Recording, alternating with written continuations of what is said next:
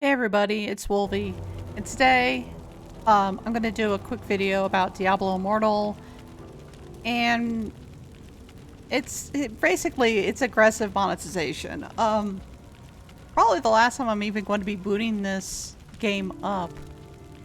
I'm going to be going through the good, the bad, and the ugly as far as my impressions on Diablo Immortal, and most likely once I'm done recording this video, I'm probably going to uninstall it because even though some of the gameplay is good, there's too many aggressive mechanics that are built in that aggressively monetize as part of its gameplay loop, which I know enough about myself as a gamer that even though I'm pretty resilient as far as resisting monetization strategies, I do realize that I am only one person against an entire company who employs anyone in the psychology field to aggressively design these systems to get to a point where I will most likely spend money, as will possibly 80 to 85% of the people who play this. And unfortunately, a lot of that comes down to eventually playing through. If monetization is part of the gameplay loop, there will be a time when a deal will seem like it's too good to pass up, and even though the game will make you think that you've cheated your way, like, aha, I finally got Blizzard and I got the best monetization deal out there, at the end of the day they still got money out of you. So but once again, I'll be going through the good, the bad, and the ugly as far as what my impressions are with Diablo Immortal. This is very off the cuff, so deal with me. So the good is that this game technically runs very well. I have it both on my computer as well as on my phone, and what I've noticed is that the game does run extremely well. You can tell that there's a lot of afterthought that they put into it as far as porting it to PC. There's some places where it'll say like tap to start as opposed to click to start. So they obviously thought that this was going to be for the phone only. And I don't blame them, because when you start playing through the game, you start seeing what typically makes a mobile game, and they weren't even thinking of bringing this to PC until there was a backlash from the community saying, hey, you should put this to PC as well. Which was technically a good decision on Blizzard's part, monetization wise, because why limit yourself only to mobile players in order to make money off of them? So it technically runs very well. It does have engaging play mechanics. So if, oh geez, that's loud. Let's let's turn that down a little bit.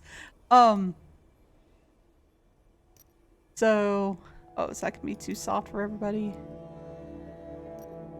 Sound, music. All right, you can tell I'm totally professional YouTuber. Not. Is the game runs relatively smooth, and this is also about as smooth as it plays on mobile. I was actually very surprised. No, not yet. It gives very good feedback as far as what you're doing on the screen. Pretty fun to play. You do get some satisfying loot explosions sometimes. You see the numbers pop up. Gold, there's automatic gold pickup, which is something that's nice to have.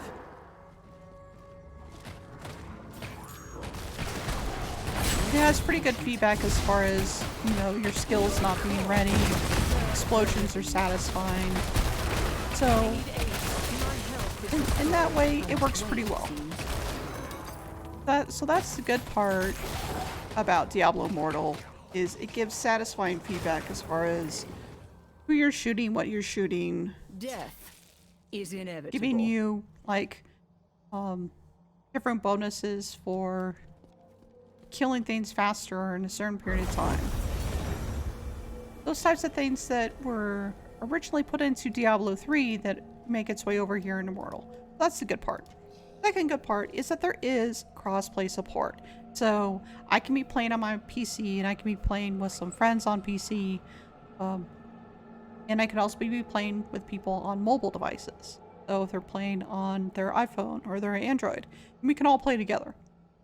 And that's something that a lot of games recently have struggled with is crossplay support. But they do a pretty good job here as far as crossplay, and not only that, but also with being fair. The way that I play here on PC with these buttons, I don't really get an advantage as opposed to somebody who's playing on a mobile device, because those buttons are also pretty close on the right hand side. So that's pretty good. And also, so far the story's been relatively engaging, but I know that I have some nostalgia going in because I have played all the Diablo games before, the Diablo 1, 2, and 3, and so there's a lot of callbacks to old characters. Obviously, Deckard Cain has made a comeback. You also hear from some people that you haven't heard from since Diablo 2. Like, you get to talk to Charcy, and she's one of the blacksmiths in this game, so that's really fun. Another thing that's really good is the way in which you can progress from one place to another on your map. It's relatively straightforward about where you are at any given point. Like right now I'm at the Library of Zoltan Kuhl. And then if I want to go to Westmarch, and if I want to go there immediately, all I need to do is just click on one of these waypoints. No matter where I'm at, it will instantly transfer me there. So that's really nice. Also, if I decide I want to do a different activity, like if I want to do some rifts and say, hey, I want to do a rift activity, and it will just immediately take me to where I need to go for rifts. If I'm trying to do a bounty and I collect a bounty and I need to kill X number of creature at Y area, if I just click on that bounty, it will also automatically start trying to teleport me there as well. So that navigation is really good. But that's all the really good things I can say about Diablo Immortal. So we're gonna get into some of the nitty-gritty from here on out. So what's bad about Diablo Immortal? The first thing that's bad about Diablo Immortal is server selection and the fact that you cannot play cross-server. So when you log on to Diablo Immortal, it gives you a screen and it will just randomly select a particular server for you to start on. And it doesn't really give an indication that it's doing that. It'll just say, like, in my case, it was the Burning Hells, and I'm like, oh, well, maybe that's a subtitle for Diablo Immortal, and I tap to play, and I'm immediately in. But what it's done is it's actually selected a server for me to start on, which then becomes important once you get into the monetization and unlocking of things in the game, is that all the monetization and all the unlocks that you get are per character only. So if you've started a character and you've started your adventure and you've spent money and you've unlocked cosmetics, it is only for that character. And you cannot transfer that character between servers. So this character's on the Burning Hells, but maybe I had another friend start up on a different server, and they were like, hey, I'm playing Diablo Immortal. And he's like, oh yeah, me too. You want to play it? I'm like, yeah, sure. Well, we're going to discover that we were put on different servers and we can't play cross-server. So then one of us has to make the decision of who is going to re-roll on a different server and lose the money or the cosmetics that we've already unlocked for our one character. So that's extremely disappointing that they created this in such a way that if you already put yourself on one server and you've already spent money, that's it. It's sunk. And this compounds across your friend group. So if I have 5 friends that all rolled on 5 different servers, then that's more of the sunk cost that can happen if I want to make a new character on another server. So that was a really, I think, a poor decision on Blizzard's part to have this type of cross-server play not be available. That's the first bad thing that I found about Diablo Immortal. The second was that for those of us who've already played Diablo 3, Diablo Immortal gameplay looks very similar. In that when, like, this is not Blizzard's engine. This is NetEase's engine that they kind of reformatted, rejiggered in order to get it to work with Diablo-style gameplay. But what they did is they basically wholesale lifted a lot of the assets for the game in Diablo 3 and just put it in here wholesale. And let me see if I can give you guys an example of that. So if I go to Westmarch and let's start a rift, because that's where it becomes the most apparent. So if I go to Westmarch, which is one of the big hubs in the game, up here is where I can start a rift. Oh, and here's another thing. Daily challenge reward. Every time that you log in your first kill, you're supposed to get an award. We'll get to that in a bit. But let's say, for example, let me just start. Actually, no, that's the wrong rift for me to start. But anyway, so just the way that this looks like it was lifted wholesale from Diablo 3. So then if I'm a PC player, PC gamer, this is still kind of loud. If I'm a PC gamer and I've already played Diablo 3,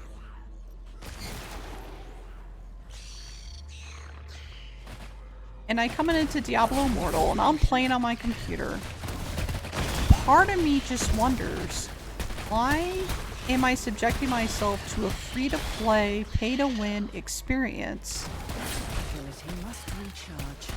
on a PC when I can just boot up Diablo 3 as is? But a lot of this art, this was lifted from Diablo 3. Now, I get how it's smart to reuse assets as you can. But for someone who's played Diablo 3, it just makes me wonder, why am I playing this as opposed to the original game? So I'm gonna go ahead and keep playing through this rift because I think it will showcase, you know, that one of the good parts of the game is true. That, you know, this is a very responsive game. And there is a good game underneath all of this. It's just the monetization will get so aggressive that it really makes me wonder if I want to subject myself to this.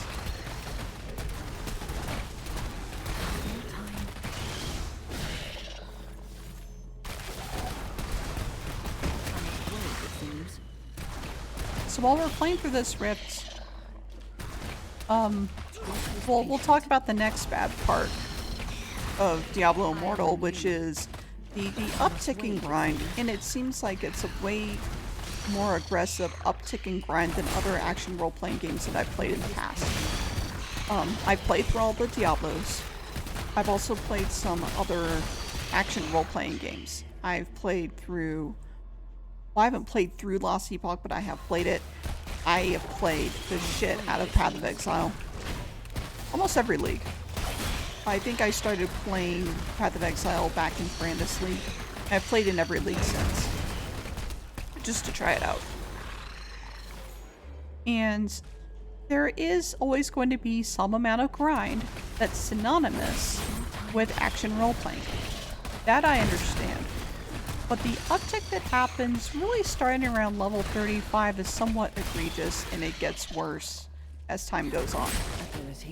You get to Zoltan Kuhl's part of the story around level 35, but you can't even progress the story until you get to level 35. Well, if you get there and you're level 33 or 34, there's then a lot of grinding that you have to do elsewhere in the game to even progress the storyline, which is very atypical from an action role-playing game. Usually they gate story behind the skill, how fast can you get through these games? How much damage do you have? But it somehow gates it behind levels in order to continue the story. Which really kind of turned, that was the first turning off point for me with Diablo Immortal, where I worried about whether or not I would actually want to continue playing this game or not. It just seemed like a really weird way to gate a game. I am healed.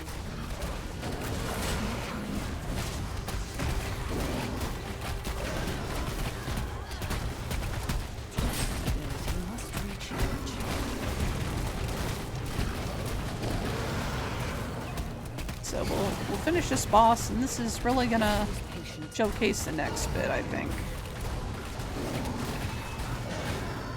Is that, and I'll start prefacing it, is there's one thing that action role-playing games are really good at,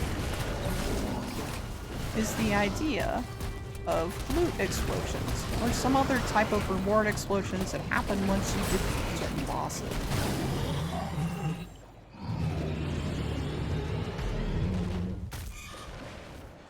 And this one's a little bit different because this was a challenge rift, but in the other types of rifts, once you beat a boss, you get a certain amount of loot explosion that happens. And it happens in these rifts right here. And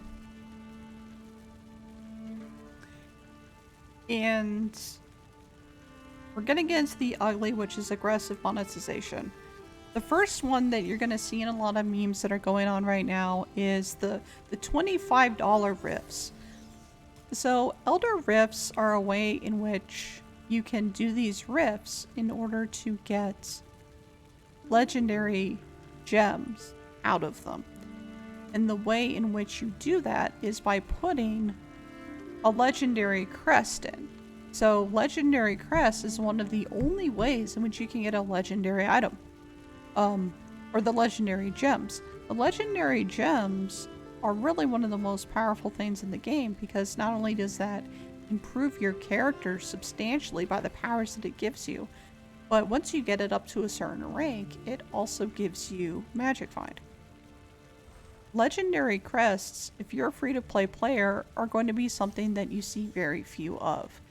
The game will give you one before you do your first rift. But if you want to have any others as a free-to-play player, I've heard from some other content creators that really the only way that you're going to get these legendary crests as a free-to-play player is the game gives you an opportunity to give you one once per month. But the only other way that you can get legendary crests besides that, once per month, is by buying them. In here, when it says, okay, well, you can add your crest, add modifiers to the rift, the only way I can get legendary crests is to... If the only way to get a legendary gem is to get a legendary crest, it then says like, hey, yeah, do you want to buy more? And it's like, okay, well, confirm purchase. Eternal legendary crest is 160 of these things called eternal orbs. And it's like, well, wait a second. How much is an eternal orb? If I want to keep track of how much money am I spending, it becomes extremely difficult to determine that. If I go into currency, for example, well, here now it tells me how much an eternal orb is worth in order to get a legendary crest. So legendary crest, and then this is where it gets really insidious. It's like, okay, well, let's see. One eternal legendary crest is 160 eternal orbs. So if we write that down, 160. Okay. So then I'm like, oh gee, I need to buy this currency. Well, if I try and buy them by the singles, if I try and buy 60, that's $1. So 60 eternal orbs is $1. And so if I was doing it by the singles, I need to buy at least $3 worth. Because then 60 times 3 is 180. Well, that's $3. But I still have 20 orbs left over. Okay. So the worst case scenario is a legendary crest is $3. Oh, but wait, you say. If I buy more all at the same time, then I can get plus 5% extra, or 10% extra, or 15% extra. So maybe if I buy 300, it'll give me 315 because it gives me 15 extra, and I can get that for $5. Well, that's still not enough to buy 2 legendary crests with. Because 2 legendary crests, if I'm doing my napkin math right, is 320. But this only gives me 315. So I can't quite buy 3 legendary crests with $5. 2 of them for $5 can't happen. Oh, well, maybe if I go to this next one, this 600 plus 30, and that's for $10. Well, yeah, that's going to get me 2. And it's even going to get me 3. But it's not going to get me 4. Because if we take 320, which would be the cost of 2 of them, multiply that by 2. Well, that's 640 orbs that I would need. Get 4 legendary crests. But they're only giving me 630. It's this kind of just out of reach monetization that is insidious. So that's the first part of the aggressive monetization, is gating it in such a way that they say, well, this isn't really pay to win. This is really free to play. Well, when you think about, you can pay at least $3 to at least get the same opportunity that one person would get in a month. That's a pretty drastic shortcut, especially when legendary gems directly affect how much damage you can do in game. But it gets even worse, is that I haven't even gotten to the, like, I used my 1 legendary crest when I was playing because I'm free to play. But, and so I can add like rare crests to this. And it says, okay, well, I can add 3 rare crests. But there's something even more insidious that can happen that I think Bellular has talked about and some other YouTubers have talked about, which is there's something really crazy that happens when you put 3 legendary crests in here. Is first when you see this menu, you think, well, I can put up to 3 legendary crests in here. And that's what I thought as well. But it turns out that when you add 3 legendary crests to this, and I'm not going to test it because I'm not giving money to this game, but other YouTubers have confirmed this, is once you put in 3, an option will unlock down here that says, hey, you can add 7 more.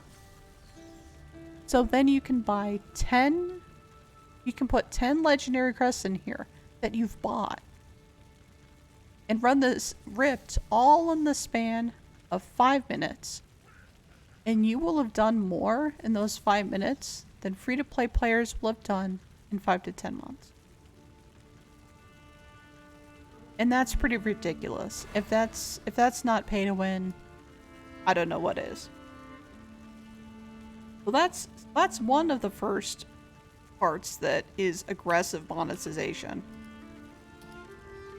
But then there's another one, and the other one is whenever you unlock something in the game through a feat that you've done or whatnot, there's a part here in the UI, and let me get somewhere where it's a little less cluttered. There's a part in the UI over here where it says 2, that I can click on that. It's like, oh yeah, so here's first kill of the day, and you can claim your daily reward. I can say, oh yeah, I tapped to claim the Black Rose, which is a legendary gem. Then it says, well, daily activity rewards are available in the codex, and it takes me to the codex, and it'll say, oh yeah, you have these quests that you can do, and if you complete them, then you get awards in your battle pass. But the other tricky part, we'll get to battle pass here in a bit, but the tricky part is that also the game, when you're going through the story, once you've beaten certain bosses, it will also use that same box where you unlock things, where it'll also try and sell you things. Basically, it's saying, hey, you've unlocked a special way in which you can give us money. I don't know why I have another daily reward, but yeah, okay. For example, when I first started the game, and it takes you against this guy called Ifris the Destroyer. As soon as I completed him, it said, okay, yeah, you saved Worthroom by defeating Ifris the Destroyer, and now you have access to a one-time purchase that includes Eternal Orbs and the Inferno Within weapon cosmetic. It says you get 60 Eternal Orbs and you get an Inferno Within cosmetic.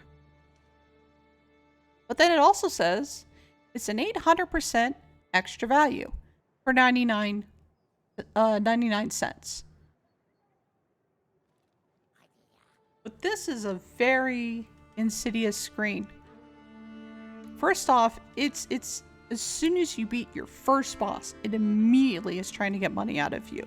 Congratulations, you've unlocked a way to give us money. But the second part is that this 800% extra value is extremely disingenuous. If you remember when we were here in currency, you could buy 60 Eternal Orbs for 99 cents. But wait, why is this saying that the beginner's pack is 800% value and you get the same amount of Eternal Orbs and it's still 99 cents? How is this an 800% extra value?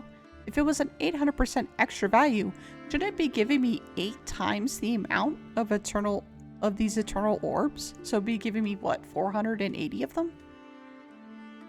Well, so this really is an 800% extra value as far as your Eternal Orbs are concerned.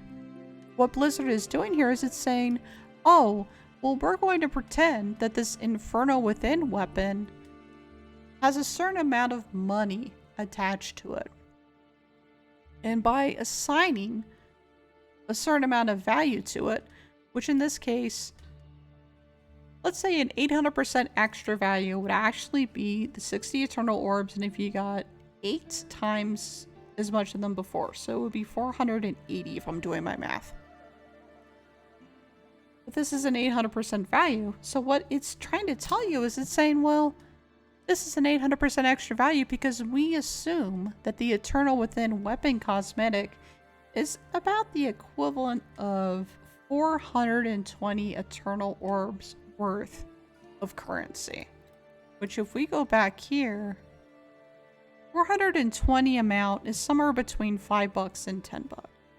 So what they're trying to sell you is, oh yeah, this is an 800% value, so think of it. They assume you're not going to go in and do the calculation for figuring out that this really is an 800% extra value. They are putting this in here and they're bamboozling you out of your money. And they do the same thing every time that you beat a major boss through the game. When you go into the Mad King's Breach and you kill him, it gives you another chance for you to give Blizzard money. And in this case, they're saying, well, it's 570% extra value. So Eternal Orbs, which are 60, you get a legendary crest. You get 2 rare crests, and you get a pile of gems. Well, the only way that this is 570% extra value is if all of these equate to, and then once again, math is hard. What would it be? Like, let's round up to 600% just to make this math easier. Is they assume that all of this is going to be equivalent to 360 gems worth. Let's check the math. Well, they've already given us 60 Eternal Orbs, and so now we're down to 300. So as long as everything else is worth 300, then they're giving you that extra value, right?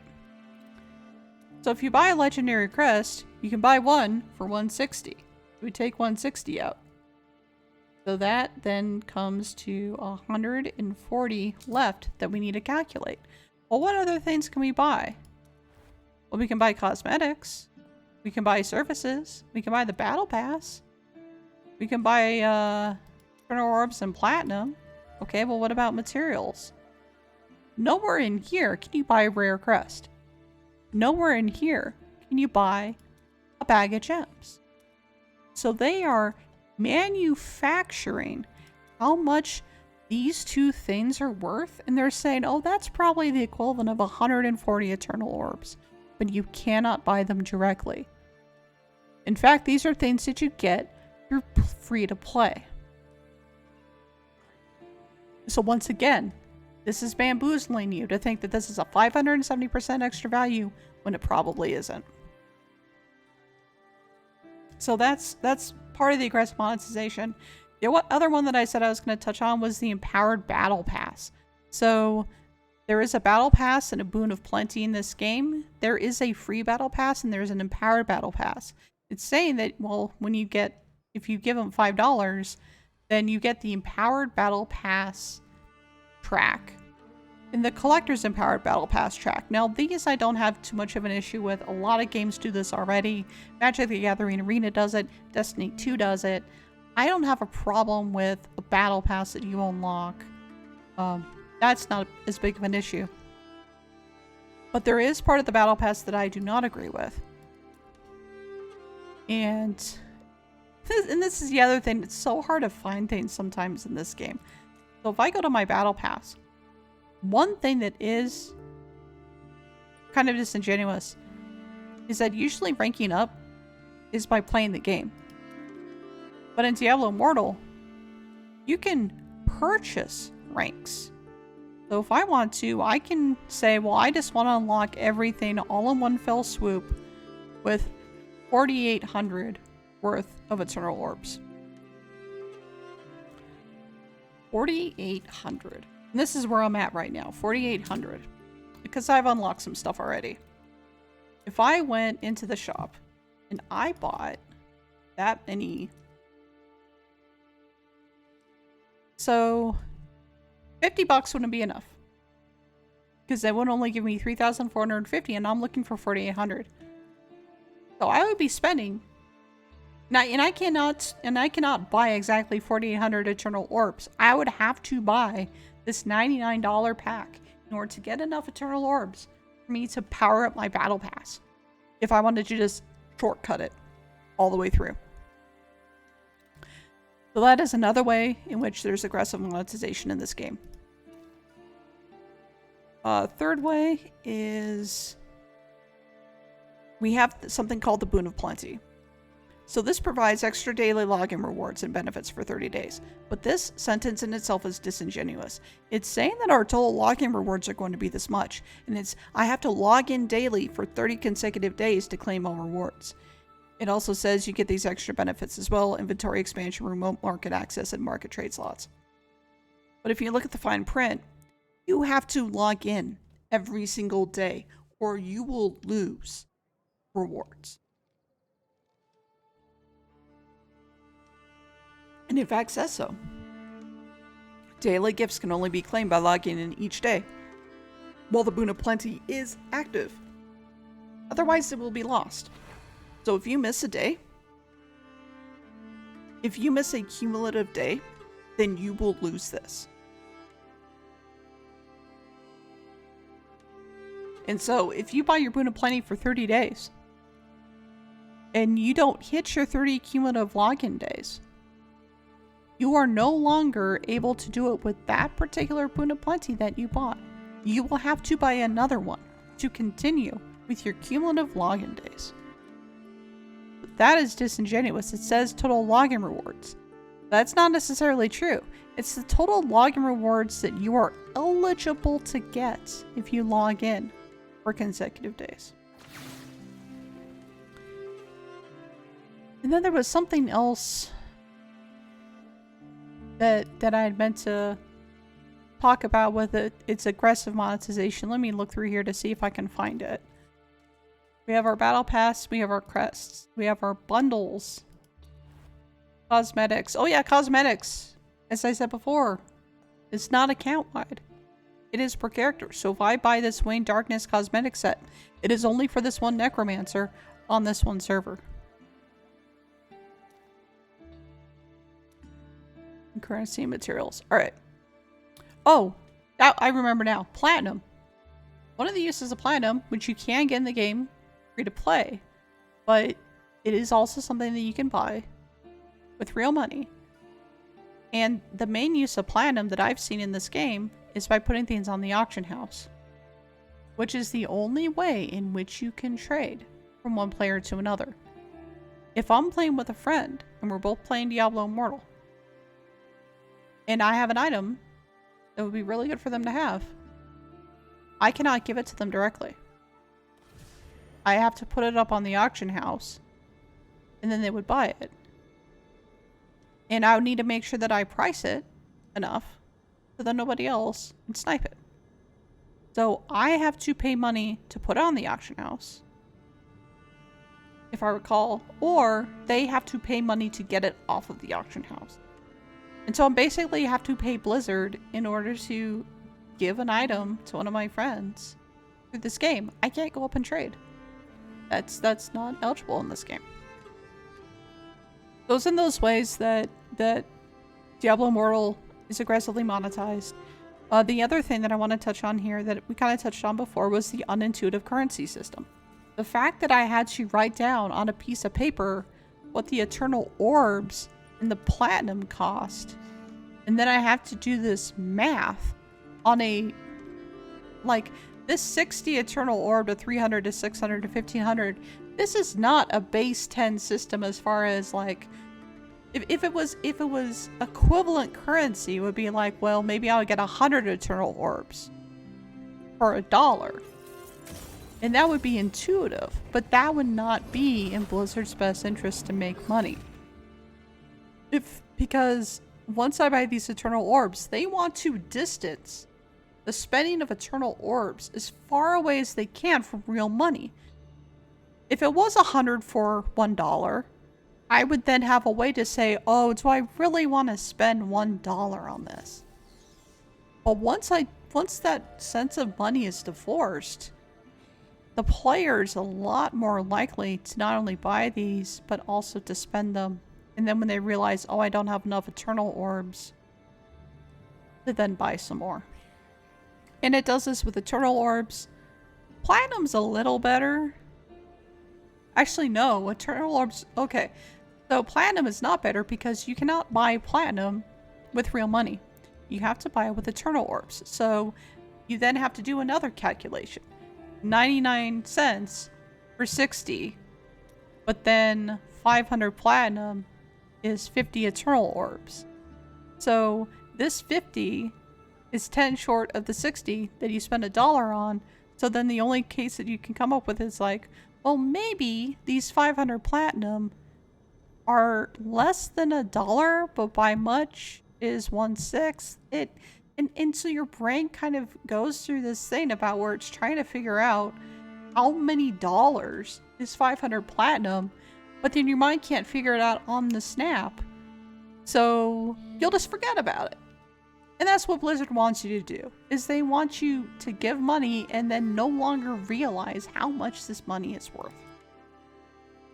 Same with materials. You're not buying this with money, you're buying it with eternal. 100 sounds like a good round number, and in your mind you might be like, well, maybe this 100 is $1. This 100 is not $1. Math is hard. Well, it's somewhere between $1 and $2. It's probably $1.60, but that's just me doing napkin math, and I might be wrong right then and there too. And so by using these unintuitive currency systems and having it be difficult to translate back to real money, that's a problem. That's abusive pricing mechanics. And same with obfuscated costs. Same thing.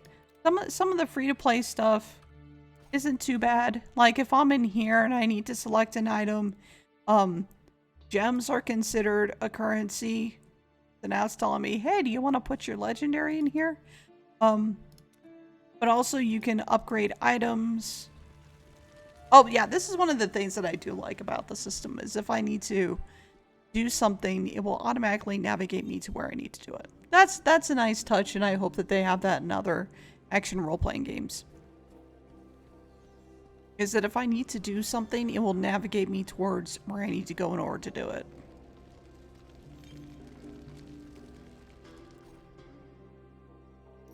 But if I need to upgrade this item, What do you need, friend? like these are things that are in the game. But as far as obfuscated costs, yeah, it can be hard to figure out, like, well, how much does this cost? And it's like enchanted dust. Well, how do I get more enchanted dust? And it will tell me how to do it. And that's nice that it gives me navigation. But these are not the only types of costs that are associated in the game. For, like, and this is something fairly common for a free-to-play player to get. Goodbye. Same with gold. Well, once you get into legendary gems and legacy crests and eternal orbs and platinum, so much of it becomes obfuscated over time that you lose track of how you've spent your money and what are you really getting for your money. The other ugly part of Diablo Immortal, and it's kind of the way in which they've kind of been able to weasel some of the monetization into it, is it's really hard. As you play through the game and you unlock certain things, it will have all these different things that you unlock, but you go across 10 different sections to figure out exactly what you've unlocked. And it becomes very Skinner boxy. And what I mean by that is, which of these things and which of these activities have given me a reward? Like, and so at some point when you're playing through this game, you just have all of these red indicators everywhere saying, hey, click on this, you get a reward, click on it, click on it, click on it. And you actually, it becomes inundated. And in some cases, some of them are tied into the monetization, where sometimes you kill something and you unlock something in your codex and you're like, okay, cool, I got something, here I go. But in other cases, it says, hey, you unlock this thing and it's this really good deal. And eventually one of those deals is going to get you. Like 10 million installs. Okay, well, it gave me this new currency that I never even heard of before called hilts. To purchase crests, reforged stones, gems, and more. And it's like, okay, well, I need 300 of these. And now I have 300 hilts, and I don't know how to use them, but it says I can do legendary crest things with them, so whatever. But it becomes this whole huge Skinner box about where in here do I get my rewards from? Like where do I go? I go quests? Okay, well, then there's the bestiary, and there's all this stuff that I can unlock for rewards.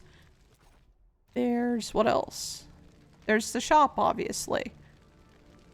There's the codex, and it says, yeah, if you complete this Heliquary 1 through 5, then these are the rewards that you get. Oh, and these are the activities that you can do. Oh, and here's the quests that you can get items for. Where are you at in the world? How are you doing with your legendary gems? Do you need to spend money to do legendary gems? How is my high-level equipment going? What about achievements? Have you explored the world? Who have you explored? How have you done it? There's just so much stuff in here that just gets so convoluted. But when you keep clicking on stuff, you keep getting rewards, and so it makes you want to play the game more. Especially with the mechanics such as, hey, you've logged in. As soon as you've killed something, congratulations, you killed something. Here's your daily reward. Are we kidding? Anyway, so my final thoughts on the game is, if you're one of those people that is absolutely convinced that you want to be free to play and you think you're immune to these mechanics for pay to win, I would exercise caution. If you really keep track and make sure that you are only playing this, like maybe to kill some time if you're at the airport and you have your phone and you just want to kill some zombies for a bit, that's a cool use for it. But I would highly exercise caution against spending actual money in this game, and think about, where is your money going? What are you getting for that money that you're putting in? It can be really tricky to go down the path of thinking about how much a game costs if you buy it up front and thinking, hey, I'll just spend that much money in a free-to-play fashion. But what are you really getting out of that money? Also, if you spend your money in these games, it can be really hard to keep track of how much money you've spent in the long run. For example, I really like Path of Exile, and it's a free-to-play game. I've spent money in it. I've bought the supporter packs in order to support the company. But I did so in a way to think that I was supporting, you know, a company that I thought was doing a good job with their games. I was doing it for cosmetic items. Nothing that I really bought was an aggressive monetization, nor was it giving me these mechanics that made it really easy for me to surpass other players.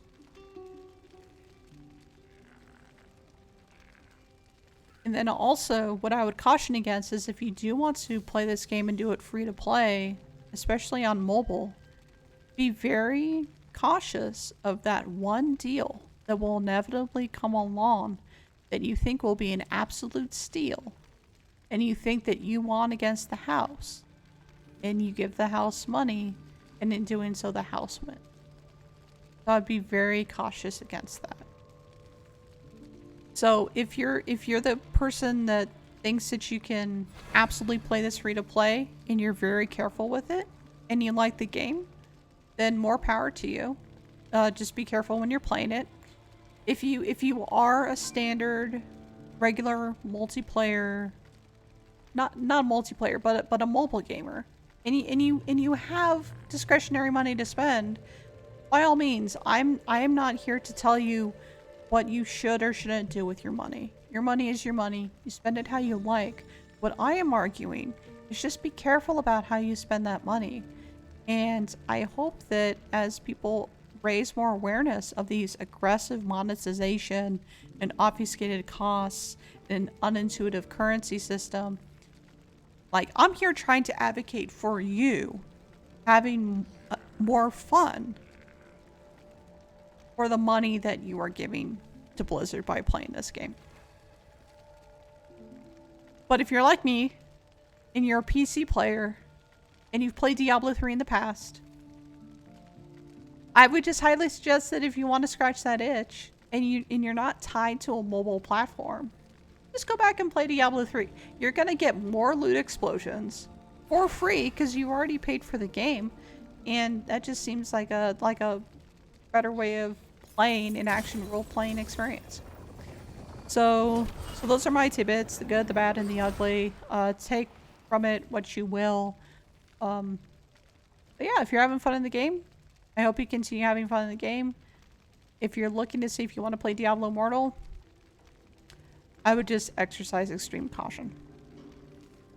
Alright, so those are my cents. Take it or leave it. Once again, this was Wolvie. This is my impressions on Diablo Immortal. And I'm gonna stop the recording here and probably gonna uninstall as soon as I'm done. So take care, everyone. Hope you have a good rest of your week and talk to you later. Bye.